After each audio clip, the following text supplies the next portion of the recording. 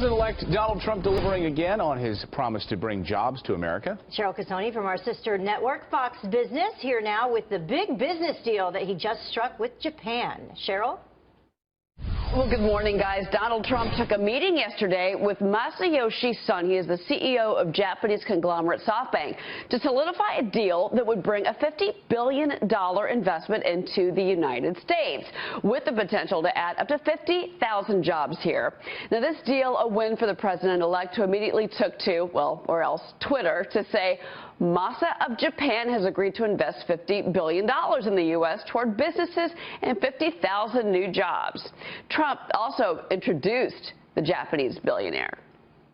So, ladies and gentlemen, this is Masa of SoftBank from Japan, and he's just agreed to invest $50 billion in the United States and 50,000 jobs. One of the truly great men. Thank you. He also tweeted, he said this, quote, Masa said he would never do this had we not won the election. Now, the CEO is pointing to the fact that the president-elect wants to scale back regulations, something many business owners say has made the U.S. uncompetitive in the past. SoftBank owns 82% of wireless carrier Sprint, as well as a major stake in Chinese e-commerce site Alibaba, among many other businesses. Sprint had attempted to merge with T-Mobile, but was shot down by regulators. Shares of Sprint hit their best levels in 2.5 years back on Tuesday. Those are your headlines. Back to you guys. All right, thanks, Cheryl. President-elect Trump adding another notch to his past year. Earlier today, Time magazine named him Person of the Year. Mr. Trump called it a great honor. The magazine said it was a pretty straightforward decision for them. Then talked about his search for a Secretary of State, Mr. Trump did. He says Mitt Romney is still under active consideration. And the expanding search has nothing to do with the recent past these two men share together. It's not about revenge, it's about what's good for the country, and I'm able to put this stuff behind us, and I hit him very hard also, you know, which is very nice that the press doesn't cover that. I'm very happy about that, actually. Chief National Correspondent Ed Henry is live outside Trump Hotel in Washington, D.C. on Pennsylvania Ave. Ed, good morning to you. It appears they continue to move forward quickly. What is your sense about what you're hearing? Yeah, well, look, the president-elect himself today said he'll have more announcements today and tomorrow on other non-Secretary of State jobs. Remember, you still have Veterans Affairs, a big job, obviously, to try to fix that, all of the problems there. The Department of Homeland Security, keeping this nation safe. So there's a whole bunch he still has to do, and he says he's moving quickly on that. On top of Secretary of State, he said likely next week. You mentioned Mitt Romney still alive, despite these reports suggesting, well, maybe he's tilting towards General Petraeus or Ambassador John Bolton. So that is still very much up for grabs. And then, by the way, in terms of outreach, Mayor Rahm Emanuel of Chicago, another Democrat, coming in this very hour to meet with Donald Trump in New York at Trump Tower. Remember, Al Gore, the former vice president, was there a couple of days ago, so maybe surprising Democrats that he's doing all this outreach. And I think the other point to make is when you look at these picks coming fast and furious, think about what the New York Times said 1 week in. They said the transition was in disarray and that he was behind schedule, basically, and things were falling apart. He has now really picked that up and is ahead of where a lot of other Democrats and Republicans are. You're outside the hotel. Give us a sense. Apparently business is humming there. Apparently some questions as well. What do you have on that? Well, Vice President-elect Mike Pence was here last night giving a speech about the conservative agenda, but also obviously using this backdrop to promote the Trump brand. The government of Bahrain is having a reception here tonight, and there's been a lot of chatter here in Washington that foreign diplomats are snapping up hotel rooms, conference rooms to hold big events here, money that will go into the pockets, obviously, of the Trump organization. Critics are saying this is a conflict of interest, though, as you know, the president-elect has been insisting he's pulling back from the family business. What? That is one of the frames for this, is that, and we're seeing it with others, that they are saying that, of course, we'll stay at the Trump Hotel. We're going to go see the president, and when we see the president, we want to say, you have a wonderful hotel there. So he's really profiting from this, and it really creates real conflicts of interest and real appearance of conflict of interest. I think what Ivanka is trying to say, who cares? Who cares? This is big league stuff. This is our country. Our country is going bad. we're going to save our country. I don't care about hotel occupancy. It's peanuts compared to what we're doing. The president-elect suggesting there his focus is on governing, and let's not forget, he has already signaled that on December 15th he'll have a news conference to suggest he's pulling back officially and turning the business over to his children. Well, we'll see what happens in the parade outside that hotel. Right. Ed, thank you, sir. Ed Henry there in D.C. Martha. The theme now is America First. You watched it play out last night in North Carolina. What was your takeaway? This has been Donald Trump's theme all year long, and this is why he won the White House. You know, we've seen in the past week that he wants these deals, business deals, jobs to stay at home with the carrier deal and the announcement from SoftBank that they're going to invest double the amount of money that they promised before to invest. And Donald Trump has made it very clear that he's going to be working with Congress and Paul Ryan to foster a business-friendly environment within the country so that all businesses can thrive here at home rather than having to go overseas, whether it's through a reduction in the corporate tax rate, tax reform, or repealing Obamacare, which has had an enormous negative effect on job growth in this country over the past 7 years. Let me come back to that whole theme in a moment here. But first, James Mattis, do you think he gets the waiver from Congress? I think he will. Republicans actually last night put the waiver issue into the spending bill that's coming up for a vote at the end of this week. If Democrats want to deny James Mattis his waiver based on that issue, there will be a government shutdown, and it will be their responsibility. So Republicans are pushing the issue. It expedites the issue to make it happen before Donald Trump takes office on January 20th, before he's sworn in. And so I think he'll get the waiver. Outside of Democrats trying to be obstructionist because they're opposed to Trump, there hasn't really been a lot of bipartisan criticism of James Mattis. He has a lot of respect from both Democrats and Republicans for his judgment on the battlefield. Secretary of State, I thought Mr. Trump made some news this morning in that interview on NBC. He said that he will get an announcement next week. And he was asked to take somebody off the list that's been made public. He did not do that, which tells us Mitt Romney is still in the running, as he said. What is your sense about who he decides? You know, it's hard to tell. You know, he had the list of 4. He expanded that list to 10. John Bolton is still in the running. Rudy Giuliani is still in the running. Mitt Romney, who has been roundly criticized by Trump advisors publicly, is still in the running, according to Donald Trump, who wouldn't take it off the table.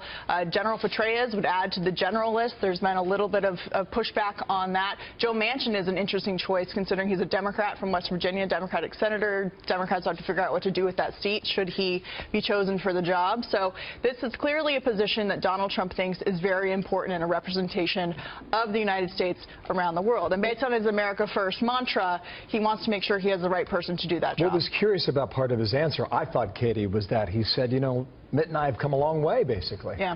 Well, he's looking for that comfort zone. Well, and the thing is when they got together, there was a lot of criticism of, well, Mitt Romney said horrible things about Donald Trump.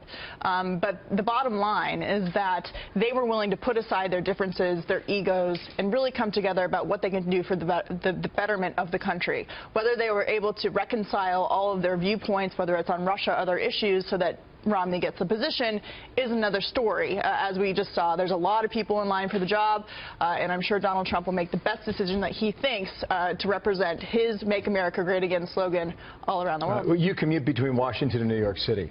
We know what's going on in this town. Yeah. Give us a sense of Washington when you tick off a list of things to do. Tax reform, Obamacare, infrastructure. A lot of promises out there. Well, how is that now being received?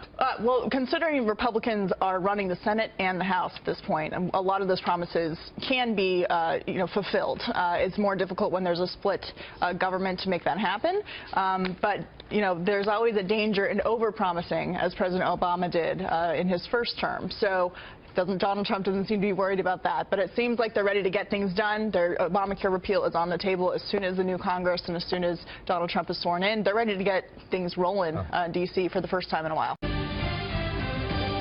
I believe we're in the process of putting together one of the all-time great cabinets that has ever been assembled in our nation's history.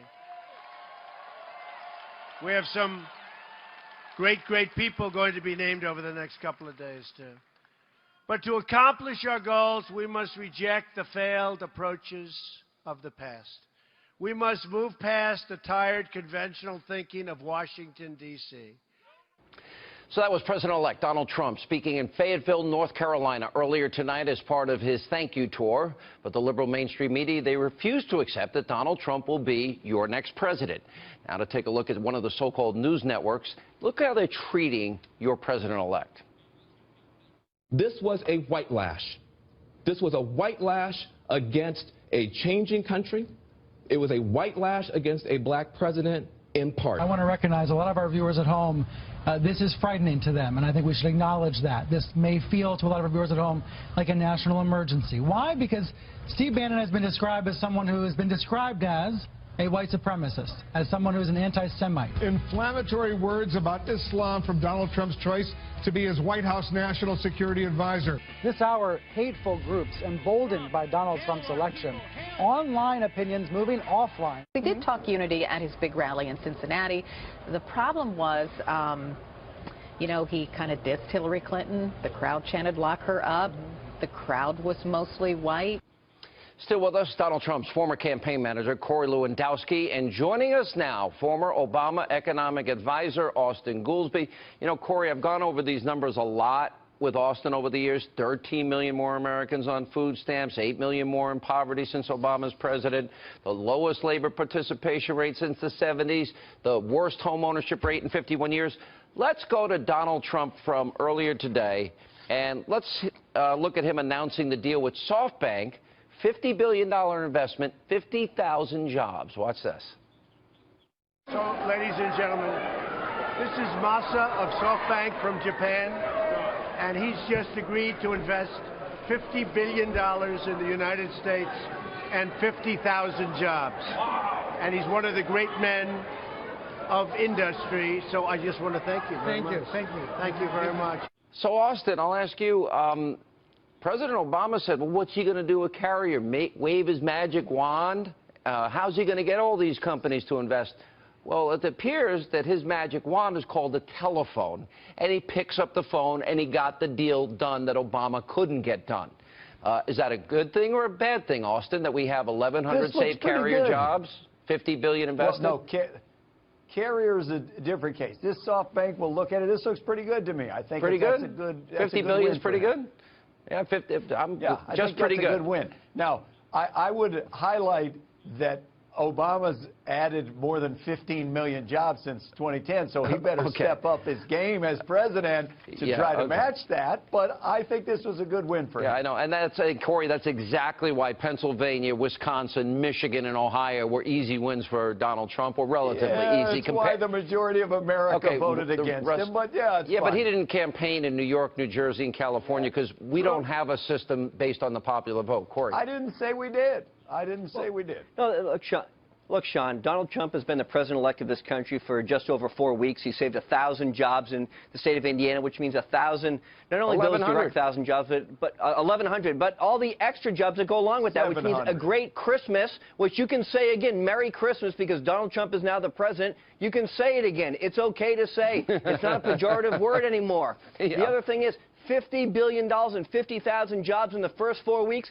We continue down this path. We're going to have to have an increase in immigration to fill up all these jobs, and we're going to have too many in our own country. Actually, that would be fewer jobs than Barack Obama has been adding for the last 6 years. Austan, with all due respect, you are the only American that gives him good grades on the economy. But he's gone in, what, less than 60 days? He's done. And the Obama era, thankfully, is over.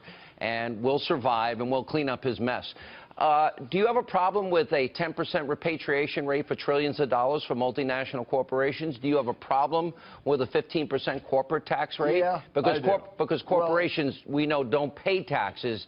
They pass the cost on to consumers, don't they? Well, you're kind of mixing a few things there. On the corporate rate, as you know, what they're actually talking about is cutting corporate taxes by a lot and paying for it by putting a national sales tax equivalent onto consumers. I have some problems with that.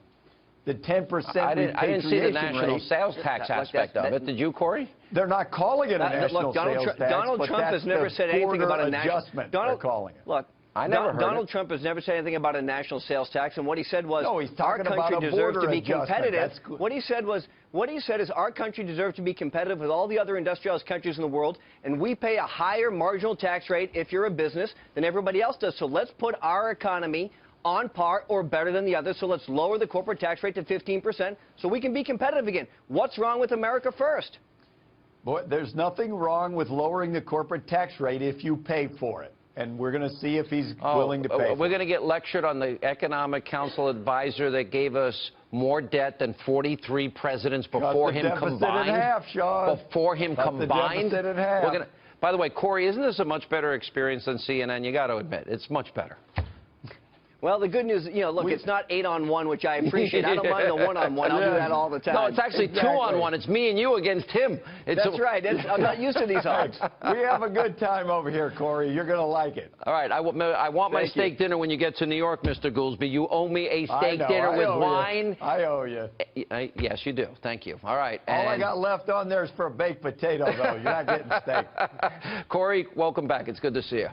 And joining us now in an exclusive interview, Donald Trump's former campaign manager, Corey Lewandowski. Corey, good to see you. Hey, thanks for having me, Sean. Maybe I'm old-fashioned, yes, sir, no, sir, yes, ma'am, no, ma'am, but, when you ask people to do something for you and they do it, saying thank you is not a bad thing to do, and it seems to be going over very well. The crowds are huge, and he's planning on doing a number of other of these rallies.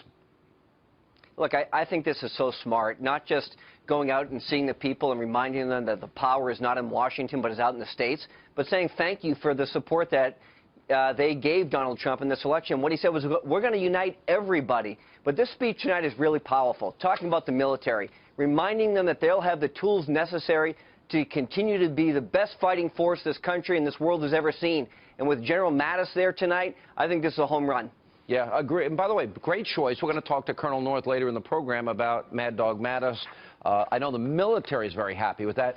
The thing that I like about the speech is he's reinforcing the promises that he made on the campaign trail. In other words, originalist justices, 15% corporate rate, repatriation, building the wall, repealing, replacing Obamacare, education back to the states, energy independence.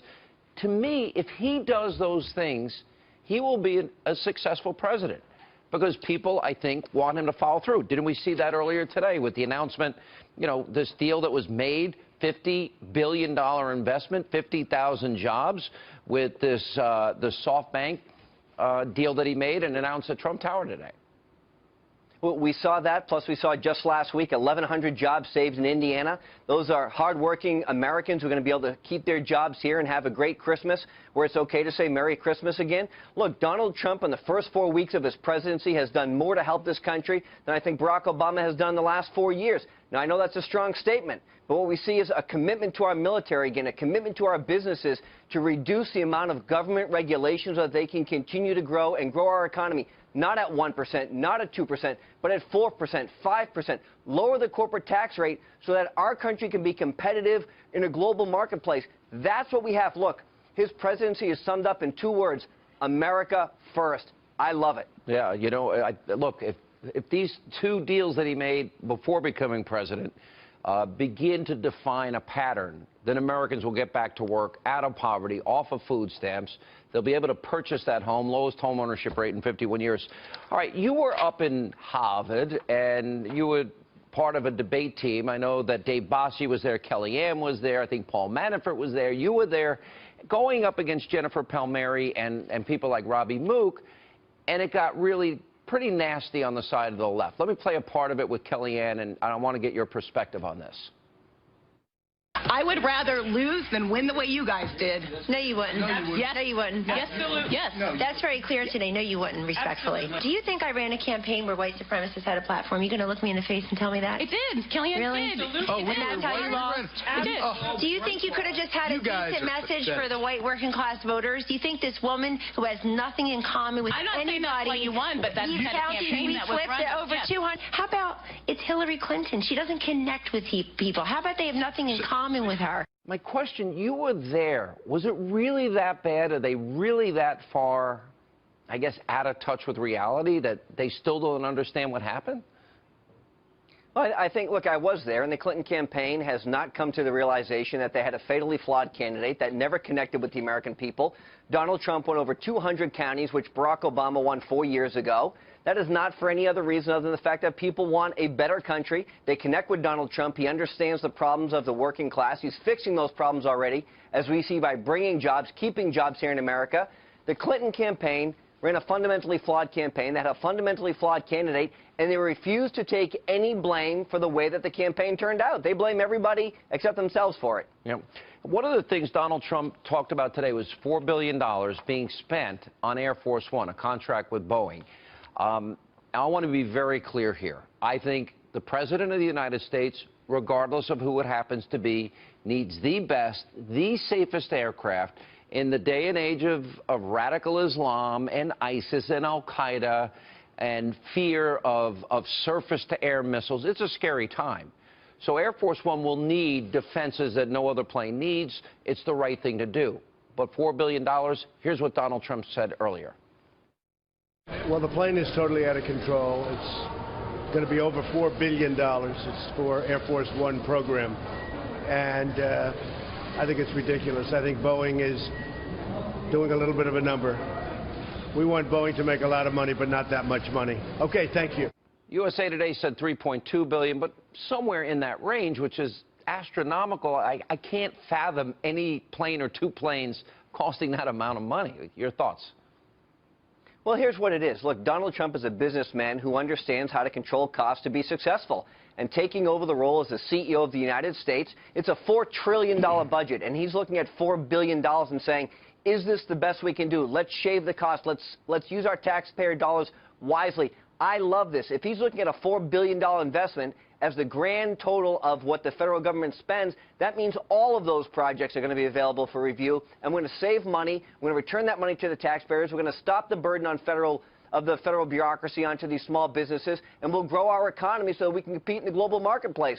Why are we spending $4 billion if the plane really should be a $2 billion plane? I agree with Donald Trump. Yeah, look, you got to watch out for the taxpayers' money, especially when we have $20 trillion in debt and nearly $200 trillion or $125 trillion in unfunded liabilities.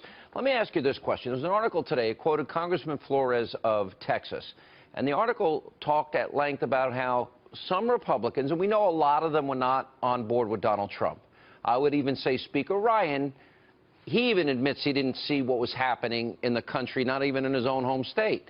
But the gist of the article was, oh, let's just pass those things that we agree with Donald Trump about, like cutting taxes, reforming the tax code, the easy things, and then the things we disagree on we'll deal with later. Why do I feel that they're never going to want to do the things later, and they're only going to want to pass the things they want to pass? It's sort of like you always get the tax increase, and you never get the spending cuts. You always get the amnesty, you never get the wall. Is this an indication of President-elect Trump that he better pay very close attention to what these Republicans are doing? Because if he wants immigration reform and tough immigration laws and tough vetting of refugees, he better get it up front, because otherwise he gives away his leverage? Well, I think so. Look, I think the first 100 days of this administration are going to be critical to make sure that his agenda is being accomplished and being put forth. And he is going to Washington, D.C. with a mandate, and I think the Republicans have to recognize that. He won more electoral votes than any president don't give up since your Ronald leverage. Reagan's re-election. You don't trust the Republicans any more than I do. Look, I don't, and what I know is that Donald Trump is a businessman, and he knows how to accomplish deals. He knows how to make sure that people both walk away from the table happy, but he's also made a promise to the American people, and that promise is to build a wall on the southern border and to protect U.S. citizens. And the number one job of a president of the United States is to make sure that your citizens, both here and abroad, are safe. That is what he's going to do, and no congressman, no member of the United States Senate is going to stop him from doing that. By the way, isn't it better to be on a network where it's not 10-on-1? Well, look, I'll tell you, I've got a lot of friends at the other side, but it's nice to be here when we both agree that Donald Trump is the right candidate for President of the United States. All right, Corey Lewandowski, stay right there. We'll be right back with him right after the break. There's lots of substantive criticism in the media of Donald Trump, and that is just fine, whether you don't like his foreign policy, his appointments, the call to Taiwan, the Carrier air conditioner deal. This is how the media should cover a president-elect. But there's a new market niche that is emerging here, and I'm struggling to come up with a name for it.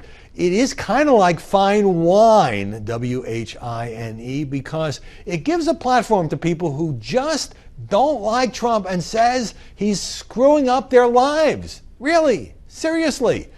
You have Billboard interviewing Madonna who offered, I guess I have to describe it as sexual favors to any man who would vote for Hillary Clinton during the campaign. She now says that Trump's election feels like someone died.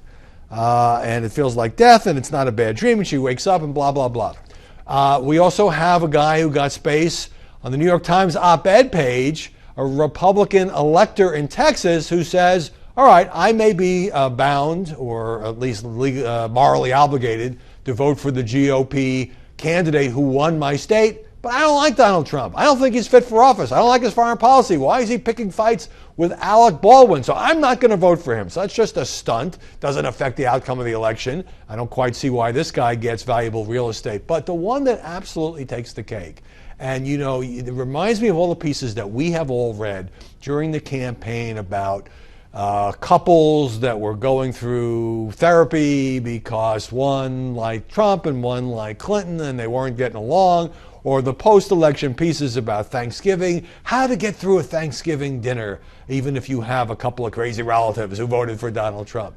But here's a woman named Stephanie Land, and she gets space in the Washington Post to tell her story. And the story is that she's a single mom, and she was dating, trying to find a partner, and she went through as many as 6 dates in 1 week. And you kind of feel like it's going to end up with, well, her boyfriend didn't like Trump and they broke up. But no, it's even weirder than that. Stephanie Land, who lives in Montana, says there were a couple of guys she was considering as permanent boyfriends.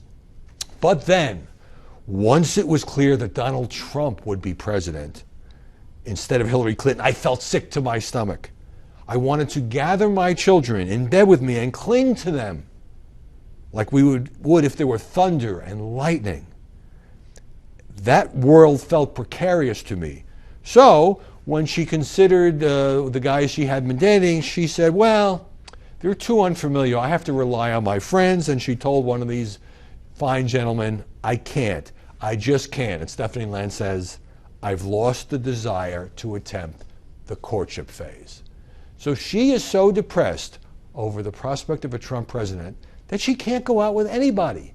Now, if she were telling this story to her friends, fine. But I don't really see how Trump messed up her life. She messed up her life or doesn't want to date anymore because she's so depressed and blah, blah, blah. Why are editors giving a platform to these people? I suppose it gets some clicks and sells some papers and it's entertaining to read. But it just makes me feel like, you know, maybe many people they know are so upset about Trump that they don't know what to say. They can't speak. They've lost their appetite. They feel ill. They can't date. They can't go on. And it's just getting kind of frivolous. And it's getting kind of old.